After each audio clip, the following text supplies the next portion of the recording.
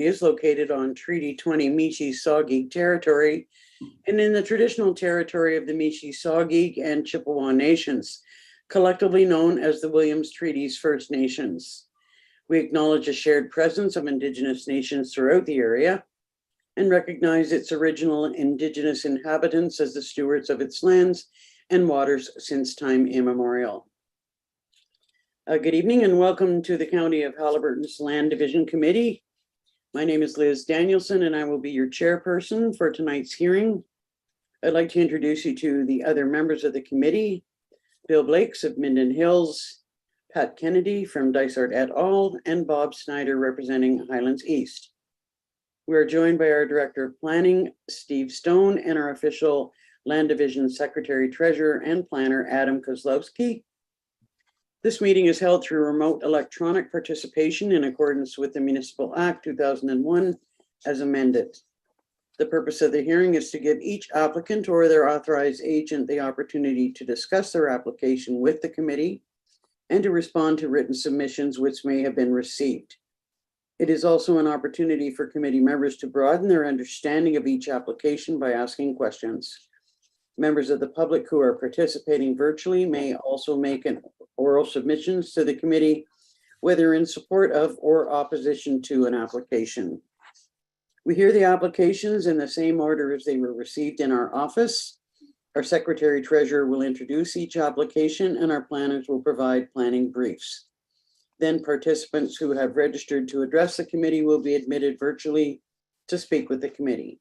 Each participant will be provided 5 minutes to speak to the committee. With that, we will now proceed with the agenda for this evening. Could I have a mover and a seconder to adopt the agenda as it's been presented? I'll move it.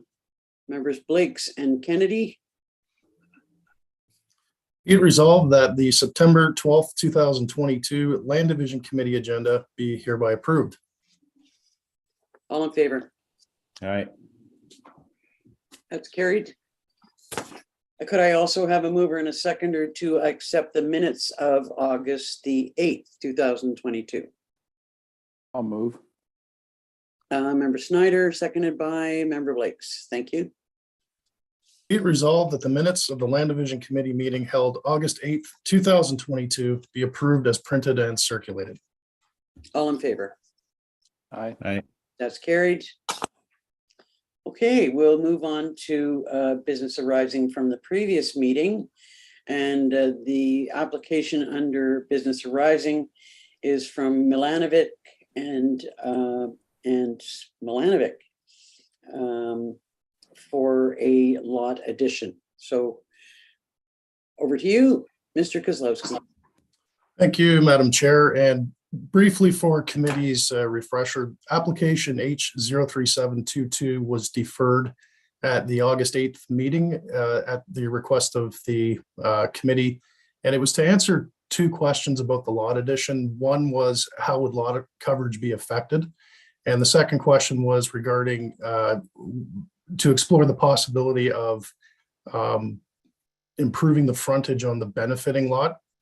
And just very briefly, I'm going to share a screen and just for committee's benefit, the subject lands at 1030 Disc Drive would see this red parcel here be severed and merged with 1256 Morgan Trail. And this evening, April from Ripoye Planning Associates is here. And Madam Chair, if it's okay, I'd like to hand it over to April to address committee as she has answered those two questions from last month's meeting. Okay, April, if you would like to speak to the committee. Can you hear me? Yep.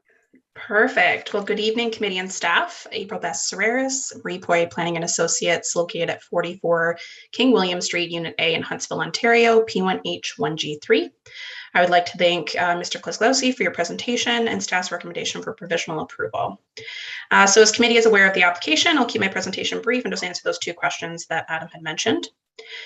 So our firm has provided a response to the discussion, which is attached to the staff report, and to address comments regarding lot coverage of the granting lands. The existing lot coverage is currently 15.7% and is proposed to decrease to 13.2% as a result of the subject lot addition application, where 15% is the maximum permitted. Therefore, the lot coverage will be brought into compliance with the requirements of the Shoreline residential zone. And hopefully that answers the comments and the questions in that regard. The second question that was raised at the August 8th meeting to address those comments regarding increasing the shoreline frontage of the granting lands. Both the granting lands and the benefiting lands are deficient in shoreline frontage, being existing non-complying situations. Therefore, in order to increase the shoreline frontage of the granting lands, the frontage of the benefiting lands would be further reduced, furthering the non-complying situation. This would not comply with section 2.3 of the Township of Minden Hills zoning bylaw, where changes in lot sizes that result in further reduction of an existing non-complying situation is not permitted. In contrast, the current lot addition application before committee today would comply with section 2.3, as the granting lands and the benefiting lands are both being increased in lot area with no change to the shoreline frontage. So hopefully, again, that answers all the questions, but we kindly request that committee support staff's recommendation for provisional approval of the application, and I'm here to answer any questions. Thank you. Do members of the committee have questions either for staff or for the applicant's agent? No.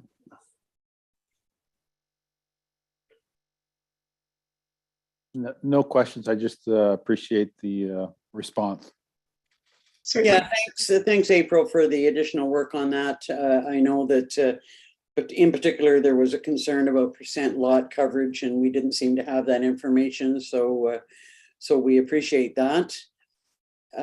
If there are no further questions, I guess I would look for a mover and a seconder to move this application forward. Moved by Member Kennedy, seconded by Member Blakes. Be it resolved that the Land Division Committee of the County of Haliburton received a report related to application for consent H-037-22 Milovanovic, and that the Land Division Committee of the County of Haliburton grant provisional approval of application for consent H-037-22 Milovanovic, subject to the conditions outlined in the staff report. Member Kennedy.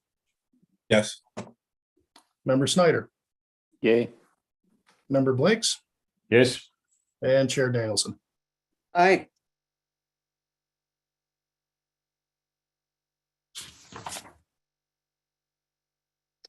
That's carried. Thank you so much, committee. Have a great evening. You too. Thank you. Right, next on the agenda are new applications for consent. The first being Ziorgen for the establishment of a new rural residential lot. So if you go ahead, Mr. Kozlowski. Good. Thank you, Madam Chair. And so I'll just share screen and walk committee briefly through the application. Application H-018-22 is for a new rural residential lot in the township of Minden Hills. The application would see a new lot created at the north end of the property, having an area of 1 hectare, just over 1 hectare, which is 2.5 acres, with frontage on Silverwood Road, which is a year-round maintained public road. And the retained lot with the existing residence and garage would have 2.2 hectares or just under 5.5 acres, and would have its continued access via Porky's Road, also a year-round maintained road by public authority. This application was endorsed by Minden Hills for approval with the 1 hectare lot size. And there was a scoped environmental assessment and aggregate assessment submitted with the application. Staff have reviewed the reports. We have no objection, and we recommend approval subject to the conditions of consent that are outlined in the staff report. Sorry, I just wanted to walk through a few site photos here very quickly. So this is the property posting at the driveway to the existing residence. This is on the retained lot. Property was posted in accordance with the Planning Act. And these are just some views from Silverwood Road. So the severed lot would be on the right-hand side. Gently rolling terrain, relatively young hardwood forest, plenty of potential building envelopes in there. Just some more views. And then this is the bend in the road on Silverwood, and the boundary of the retained lot or the severed lot would be up here at the top of the bend. I'd be happy to answer any questions committee may have. Thank you. Any questions for staff? Okay, I think we have a couple of people who wish to speak to this application. One, the applicant, and I gather a consulting planner. So if you want to bring them in. Hello, can you hear me? You can yes, hear me. we can. So Jacqueline speaking. I just am just available if you have any questions of me, and I would like Katie actually to speak on my behalf. If you have any questions that I can't address, actually, and obviously I just hope that this can move forward. Yeah, well, we certainly understand that. Katie, is there anything that you wish to say before we raise any questions? Hear me? Pretty dimly. Can you turn up your volume a bit? Try. How's that? That's better. Okay. Yeah, Katie Proshi here of Zygopter Consulting. We're located at 103 Dill Street, Bracebridge, Ontario. And I was retained by Jacqueline to address the zoning bylaw amendment, as well as the concern that the County of Haliburton brought up early on in the process regarding section 3.38 of the official plan. That's relating to a potential sand and gravel resource. So we conducted a very thorough planning justification report and mineral aggregate resource impact. And we basically came to the conclusion that there was no concerns and regarding section 3.38 of the official plan. So we're here for if you have any questions regarding any environmental concerns or mineral aggregate resources. Any questions from the committee? Nope. Hearing none. Well, that was easy. Thank you. Could I have a mover and a seconder to move this application forward? I'll move it. Members Blake and seconded by Member Snyder. Thank you.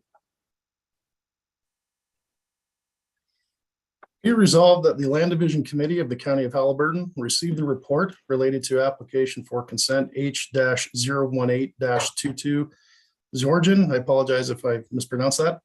And that the Land No, it's Division. pretty close. Okay. And that the Land Division Committee for the County of Haliburton grant provisional approval of application for consent H-018-22 Zorgen, subject to the conditions outlined in the staff report. For Kennedy, Yes. Member Snyder, Yay. Member Blakes, Yes. and Chair Danielson. Yes. Your application is Well, approved. thank you kindly. I appreciate it so much. Well, good luck. Thank you so much. Thank you, committee, and have a good evening. Okay, thanks, Katie. The next application is by Joseph and Teresa DeMarco for an easement for mainland parking for water access. If you could speak to that, please, Adam. Thank you, Madam Chair. And again, I'll walk committee briefly through the application, and Melissa is here as well to speak to the application. So consent H-01922 for DeMarco is for the benefit of an island on Conesus Lake. And what the proposal would do is create a site-specific right-of-way on the subject property for mainland parking and storage of a boat trailer, as well as a dock down at the water's edge. And that would be to the benefit of the island owners. And that this way, basically at the beginning of the season, they could launch the boat from a marina and then store the trailer and park on the weekends at the DeMarco property. And then rather than having to take the boat in and out, they can just dock it at the DeMarco property. Just a few sketches here. I'm just going to find my page. So this is the DeMarco property on Canisius Lake Road. And basically the parking area is here. It's 32 by 14. So it's enough space for a smaller boat trailer and a vehicle. And the right of way would basically be this hatched area. So the owners of the island would have an ROW to park and then have pedestrian access down to the water's edge to a future dock. And just a few site photos. I went out there on a nice day and I saw the stakes in the ground. So I just did a little bit of a sketch up here. This is where the parking area would be. There's a building through the trees here. That's a garage on the next door neighbor's property. And this is just showing that parking and trailer storage area. The neighboring cottage is through these trees. It's barely visible. So there is a good vegetative buffer between where that parking area would be and the neighbors. This is just looking up towards the road, again, showing the parking area in relation to the parking area for the DeMarco cottage. And this is looking in from the road. So it is very well buffered and hidden from the road itself. And property was also posted in accordance with the Planning Act. And then down at the water's edge, the proposed dock and walkway would go through the trees up here. The dock would come out over here at the west end of the property. There is an existing shoreline dock and deck here. Front of the cottage, the shoreline area is very well buffered. It's kept in a natural state, very steep. And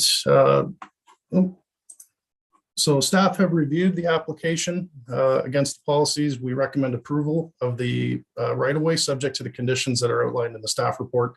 And I'd be happy to answer any questions committee may have. Thank you. My only question would be, are there additional approvals required for construction of a secondary dock? Any of the structures that are proposed at the shoreline will have to comply with the local zoning and the local, subject to building permit from the chief building official. And do the property owners who are providing the easement own the shoreline? I don't believe they do, and I can let Melissa address that a little bit more, what the intent is with the SRA. Any other questions for staff before we go to the agent? Member Snyder? Yeah, thank you. So my question was similar in that I wondered whether there were any restrictions in Dysart on the number of docks and the size of docks. Yeah, through you, Madam Chair. Off the top, I don't know what the zoning bylaw for Dysart says about maximum docks. I can look into it, or perhaps Melissa has that information and she can divulge that in her presentation.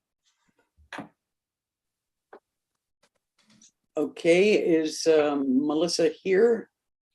There she is. Good evening, Chair and Committee. Can everybody hear me? Yeah.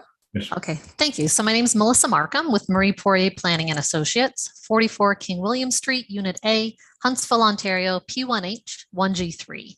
As Adam mentioned, I'm here tonight to represent the owners, the DeMarcos, related to the application that you have here before you. Staff provided an overview of the proposal, but just as a little bit more of the background that Adam was alluding to about the island property.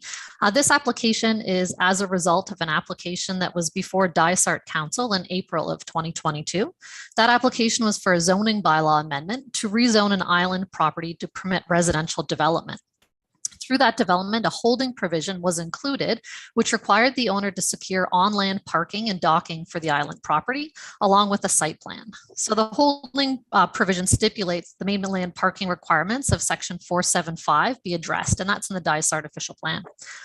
This application is as a result of that holding provision, and it's proposing this right-of-way to address the access to the island property.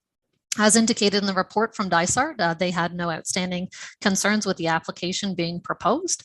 The existing lands are developed with a cottage, a deck, and a dock, and the application proposes a right-of-way which includes parking and an access dock along with the driveway, and this is through an existing trail down to the dock. The proposed application is an easement for parking and a dock to provide access to that island property. And the island is less than 2 kilometers from this mainland access. No clearing or site alteration is anticipated as the parking area is clear, shown through Adam's pictures, and there's an existing trail to the location of the proposed dock. I did hear some questions just previously with regards to the zoning considerations on the property. So the mainland property, as I mentioned, is currently developed. The island property is not. The development other than the proposed dock is currently existing. There are provisions in the Dysart zoning bylaw which refer to the maximum width of shoreline structures. That provision was discussed with Dysart Council, and that was 10.8 meters is a maximum width for that shoreline structure. So there isn't any limitation on the number of docks. The only concern that was brought up at that point, and I did address that at the council meeting, was the width of the structures to ensure that everything would comply. And as the chair raised previously, they would need to go through the building department for any structures on the property. So they do limit the width of shoreline structures. There isn't a limitation at this point with regards to the size of the dock, other than the bylaw, obviously, for the setback of 7.5 meters for this dock on the property. But they would need to ensure that they comply with the bylaw in order to get that permit. The owners of the property are actually providing the easement to other family members on the property as well. So they're both actually in the DeMarco name.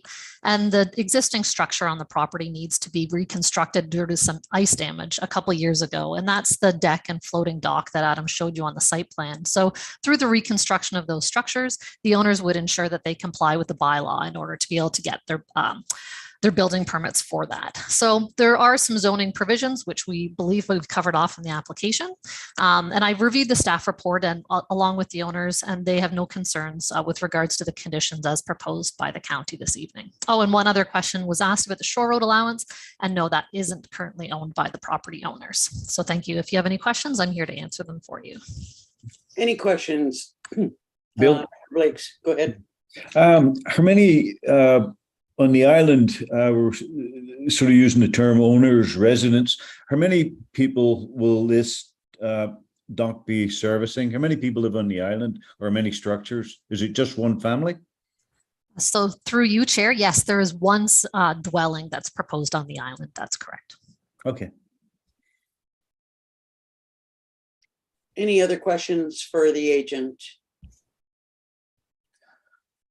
Okay, then I guess I'm looking for a mover and a seconder to move this application forward. Member Kennedy, and seconded by Member Snyder. Thank you. Be it resolved that the Land Division Committee of the County of Haliburton received the report related to application for consent H-019-22 DeMarco, and that the Land Division Committee of the County of Haliburton grant provisional approval of application for consent H-019-22 DeMarco, subject to the conditions outlined in the staff report. Member Kennedy. Yes. Member Snyder. Yay. Member Blakes. Yes. And Chair Danielson. Yay. That's approved. Thank you very much, everybody. Enjoy the rest of your evening. Thank you. You as well. Okay, our final application is by Patricia Warren to create a new shoreline residential lot in Dysart et al. Okay. Over to you, Adam. Thank I'm you, done. Madam. Okay.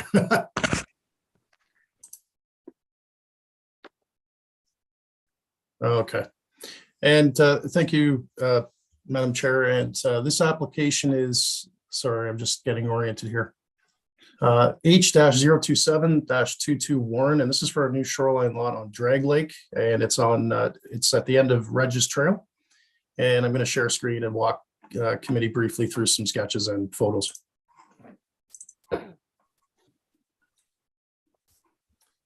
So this sketch, I just want to spend a little bit of time walking committee through the proposal. And there was one piece of correspondence received this morning. Excuse me, it was forwarded to committee. And one of the things that we did here at the county level, at the staff level, was we did have a little bit of discrepancy in the lot areas and the frontages. And when I was going through this application and all the materials, I basically had to do an independent assessment and evaluation of the lot areas myself. So I used the GIS system from our website, as well as a sketch that was prepared by Cambium. And the sketch that you have in front of you is basically the proposal, and the severed lot would be in green here, and there is a substantial amount of area here that's flooded, and the retained lot would be in red. And some of the dimensions here,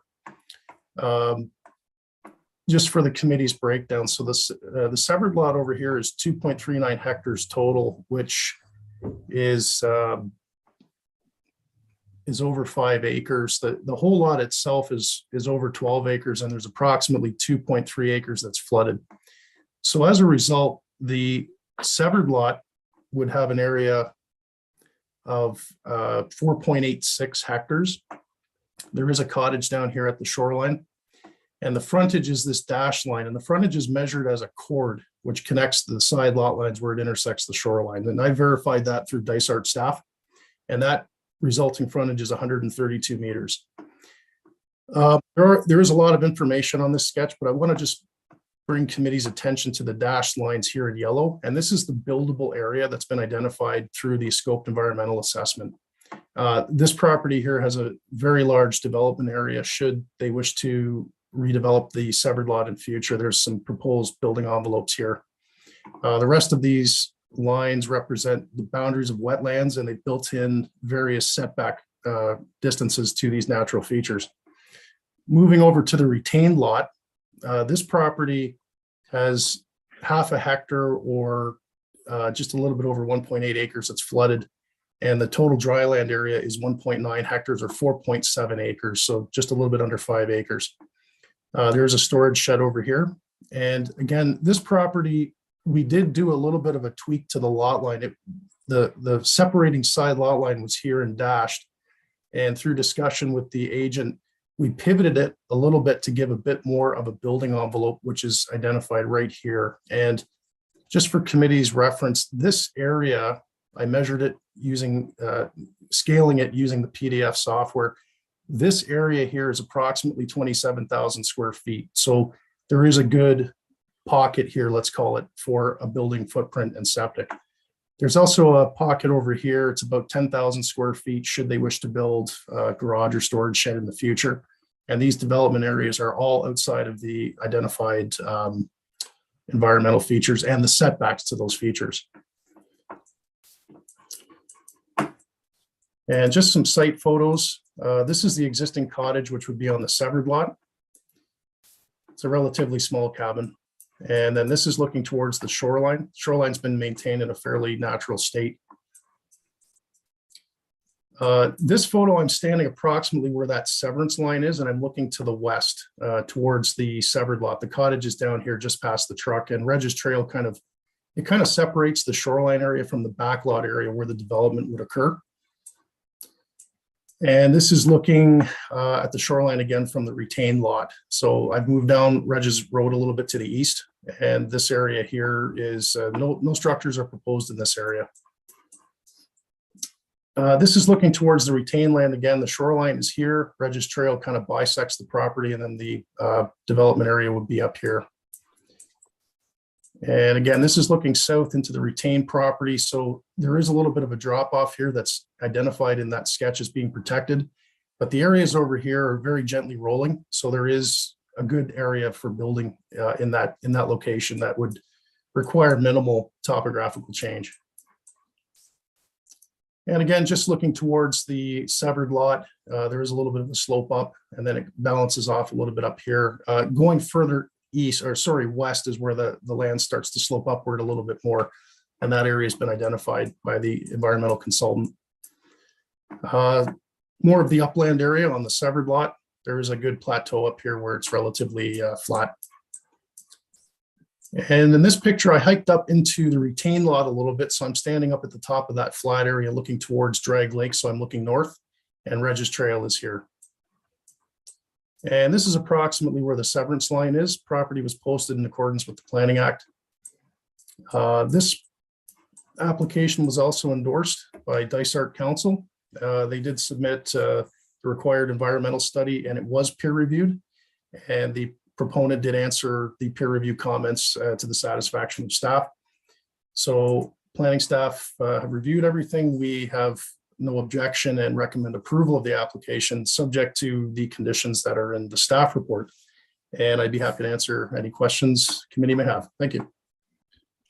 One question that I might have is that the one lot shows an existing cottage, and yet the building envelopes that you show on your sketch are much further, I guess, on the other side of the road. So would there still be an opportunity for there to be a replacement structure on to replace the existing cottage?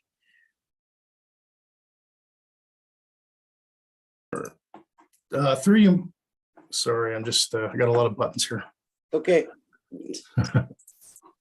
Yeah, through you, Madam Chair. So that cottage, because of how close it is to the water, it would be considered non-complying. And to expand a non-complying building would require additional approvals through Dysart, either a minor variance or a rezoning. The proponent is on the phone, and I don't believe that there's any intention to do anything with this cottage. If they were going to build bigger, they'd have to go back into this area here, which is where the consultant has identified the optimal locations that also honors that 30-meter water setback that's been recommended. Okay. The other question that I would have, just to leave the sketch up for a moment. Sure. There was a question about straight line projections and how the frontages were measured. And if I'm not mistaken, you did talk about that your measurements being taken from the orange line, or your measurements are from the straight line projections. Yes. So just to clarify, the original proposal was this orange line here, but what we've done in order to create a little bit more building envelope is we've pivoted. So this green line is what is before committee today. And the bylaw frontage, we'll call it, is measured where that side lot line hits the shoreline, and then it's a chord or a straight line frontage across to where it hits the shoreline over here. So this retained lot has 90 meters of straight line frontage, and the severed lot over here has 132 meters, approximately, of straight line frontage. And I think some of the discrepancies were the shoreline was originally reported as like the shape of the shoreline, so it was greater. But through consultation with the Dysart Planning Department, we clarified that yes, it is indeed a chord frontage. So that's been corrected and clarified for committee in this sketch.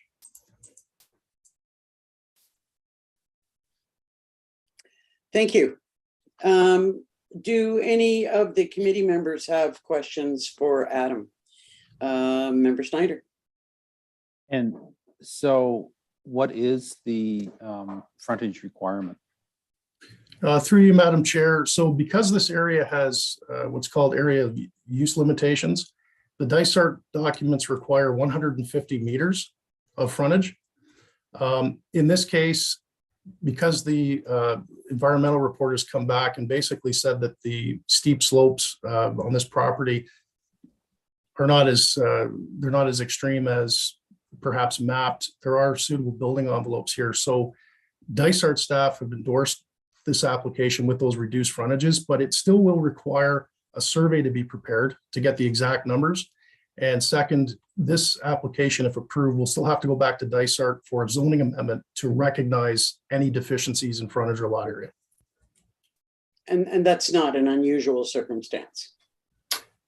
No, through you, Madam Chair, to committee, we have approved undersized lots where it's been endorsed by the local municipality, subject to rezoning or other conditions of approval.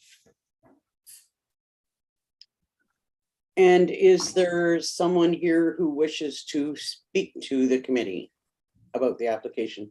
Is Mr. Warren here, or Ms. Warren, maybe I should say? Yes, hi there, hi committee. Yes, I just want you to know that I've put a large down payment on a survey with Bishop Geyer, so they're just waiting for everything to be approved. I had to do that 4 months ago to get a place in the queue, so that's going to be done. The line, I was told not to have a guesstimate of it And that's why I guess staff have made the envelope or the area a little bit bigger.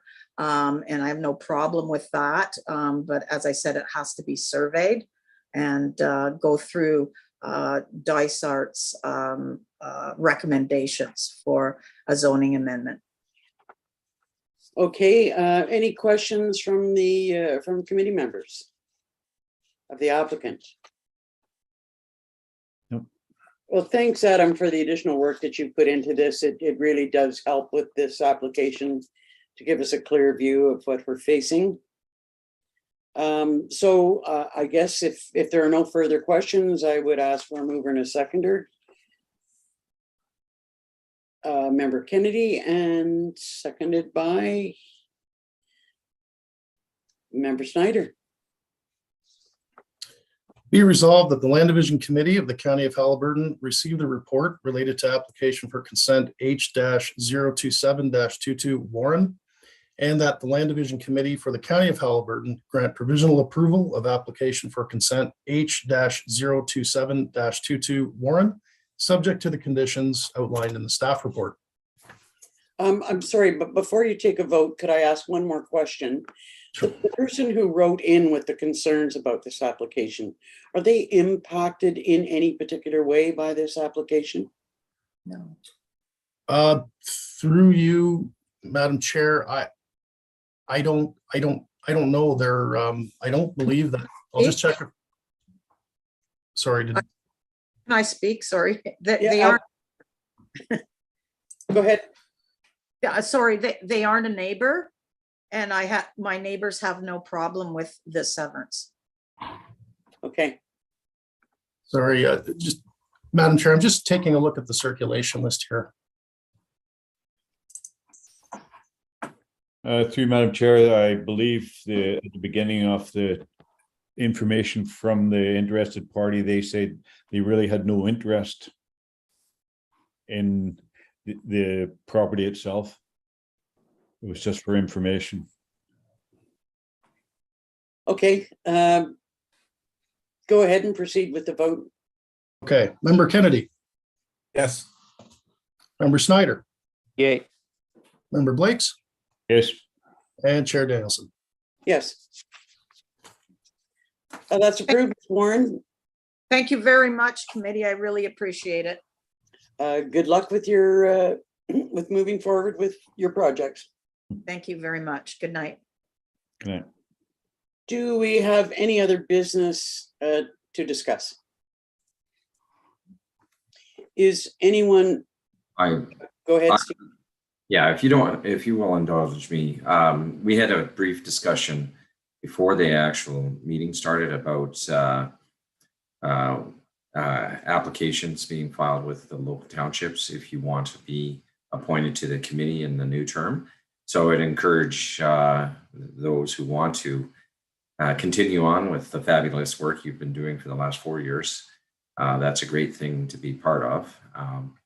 Just reach out to your local township clerk, and they'll be happy to facilitate applications to you at some point.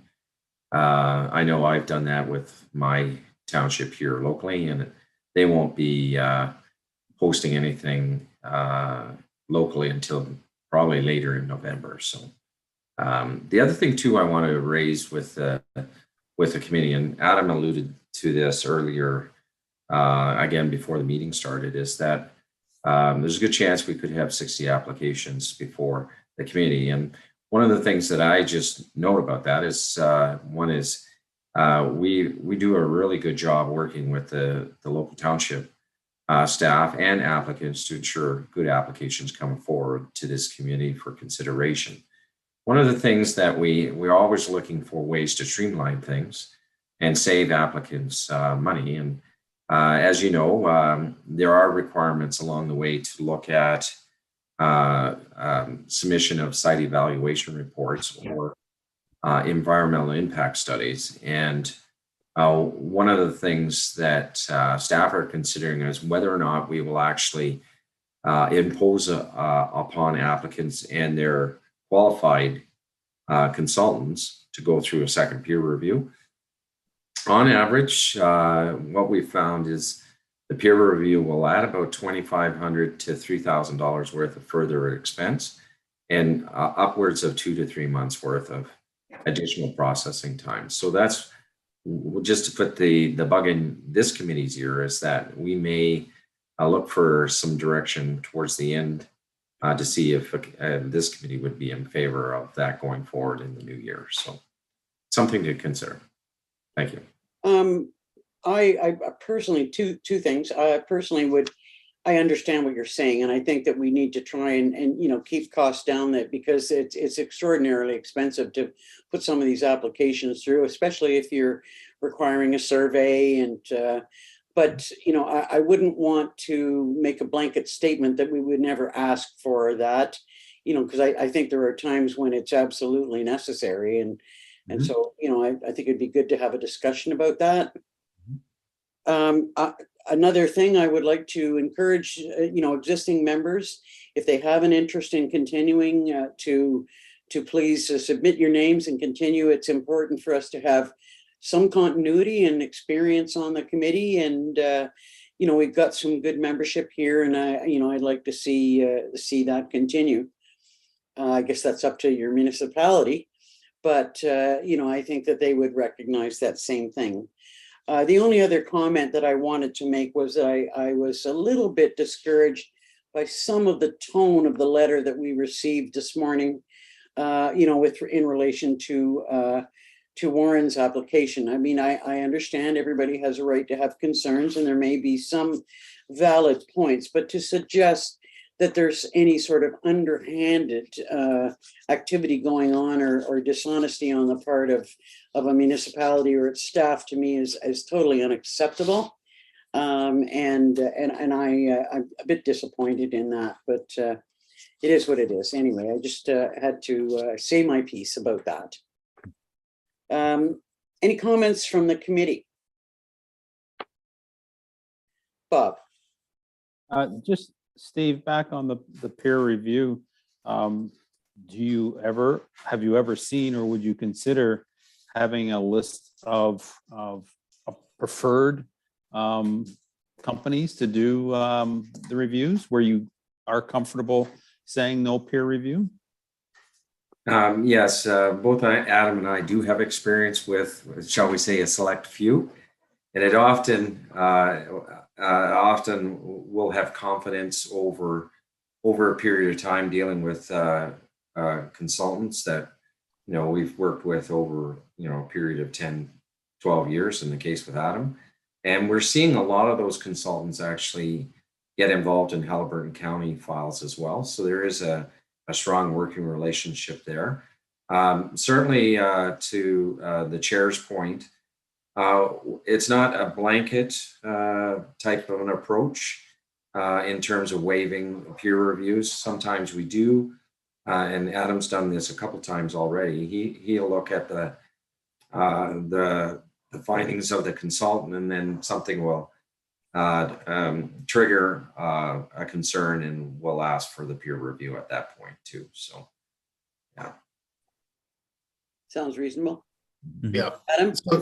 So just further to Steve's point, like, for example, to improve efficiency, one of the things I'm doing now more so is working with the township planners during pre-consultation is to give better or give more guidance to applicants as to what specifically we're looking for in these reports, so that they can scope it specific to the property. And part of my job when I go out and walk the site is I make sure that everything I'm seeing on site matches obviously what's in the reports. I do have a meeting tomorrow where we're going to talk about report requirements, and then hopefully what will happen over time is, as these environmental reports come in, they will be they're going to reflect the staff comments, and that hopefully what we'll see over time is perhaps less reliance on the peer review, because we'll do more proactive pre-consultation to specify what we're looking for. Right on. Do all 4 of the municipalities now have planners on staff, or is some of them still using consultant planners? Minden Hill still using consultants. And it Yeah. looks like they will be going forward as well for a while. Yeah, everybody else has a in-house planner. Okay, if there's no other business, we're all good for October the 10th. Is that right? No, Thanksgiving 17th. Monday. Is it the 10th or the 17th? Oh, good question. I'm just looking ahead here. Looking for double time, Adam? Did you say double? I thought I heard triple. So actually, good question for committee. So Thanksgiving is the Monday. Do we want to go Tuesday, the 11th, or do we want to go to the following Wednesday or Monday, the 17th? 11th is good for me. For some reason or other, I've got the 17th written into my Yeah. calendar. If I may, I think it is the 17th. We'll confirm that, but I have it in my calendar as the 17th. I would have a conflict on the 11th. Yeah, but I think it's already scheduled for 17th. Oh, that even more reason to have it on the 17th. I think, let me just check on the council agenda. That is the moose hunt, you realize, eh? Oh, and everything comes to a screeching So- halt then. So it does show up on the county's website as the 17th, so it's already booked. Okay, 17th it is. Thank you, gentlemen. Could I have a motion to adjourn? Member Blakes. Member Snyder. Be resolved that the September 12th, 2022 Land Division Committee meeting be hereby adjourned. All in favor? Aye. In favor. Oh, thank you. I see, Bill, you're much keener to put your hand up for an adjournment than you are for. You bet, yeah. Oh, I was pretty active the first two applicants, and then I tried to go back for a bit. Got tired. My arm was getting sore. Okay, thanks, guys. We'll see you, Okay. see you Thanks, next meeting. Adam. Have a great evening. Thanks all. Good Night. night. All right.